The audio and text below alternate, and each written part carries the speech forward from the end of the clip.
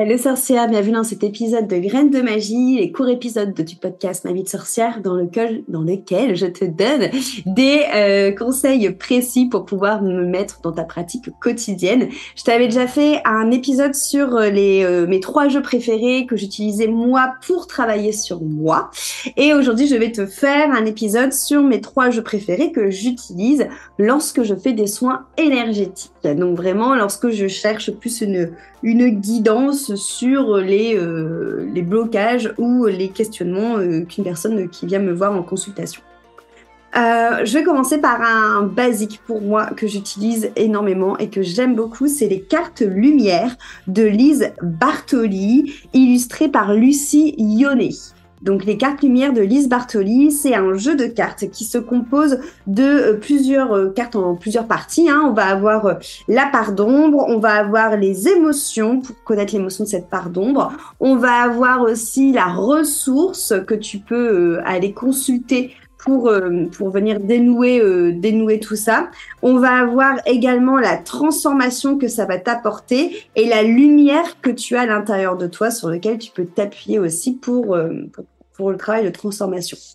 C'est un jeu qui est pas mal parce que tu peux soit l'utiliser en utilisant tout le jeu de cartes et puis en piochant, soit l'utiliser en faisant l'état par couleur, donc en piochant une carte pour l'ombre, une carte pour l'émotion, une carte pour la lumière, une carte pour la ressource, une carte pour la transformation. Soit tu peux très bien choisir de travailler qu'avec, par exemple, 2 couleurs, tu vois, c'est toi qui vois.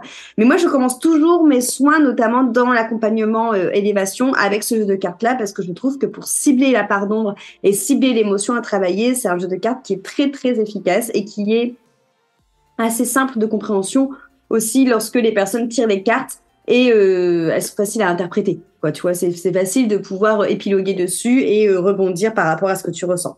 Et souvent, j'aime bien compléter ce tirage avec mon deuxième jeu que je te conseille pour ce type de travail, l'oracle du cri des âmes de Isabelle Serre, où là, vraiment, on est sur un oracle qui va nous faire travailler sur les blessures de l'âme, sur les blocages aussi qu'on peut avoir inconsciemment, et qui va nous permettre vraiment de venir communiquer avec cette part de nous qui est blessée, avec cette part de nous qui est bloquée, pour pouvoir apprivoiser ces failles. Donc, c'est vraiment un jeu qui est génial pour le shadow work parce qu'on a de tout dedans. Clairement, on va aussi bien parler du transgénérationnel que vraiment des 5 blessures de l'âme de Lise Bourbon, que de jugements ou de croyances que tu as pu entendre. Enfin, c'est vraiment très très vaste pour tout ce qui est le fait de pouvoir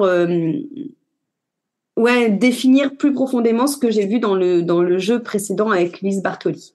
Et ensuite, un jeu que j'aime beaucoup parce que je trouve que les questions qu'il pose sont toujours très précises et pointues. C'est l'oracle, donc c'est tous les 3 des oracles que je te propose là. C'est l'oracle des chemins de Kim Ram. C'est de les éditions Guy Trédaniel et c'est de Sarah Le Chevalier et Géraldine Bindi.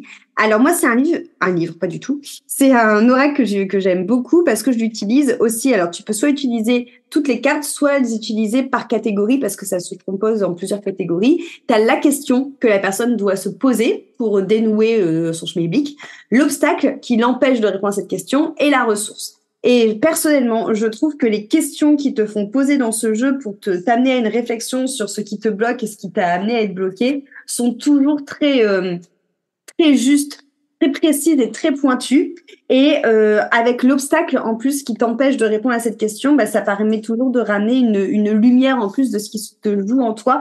Donc tu vois, dans les obstacles en plus c'est détaillé, c'est marqué des peurs, des croyances, des blessures. Enfin t'as vraiment de tout et c'est vraiment très très précis. Et après t'as les ressources pour aussi pouvoir permettre à amener une solution sur laquelle la personne peut s'appuyer pour venir lever cet obstacle et répondre à sa question.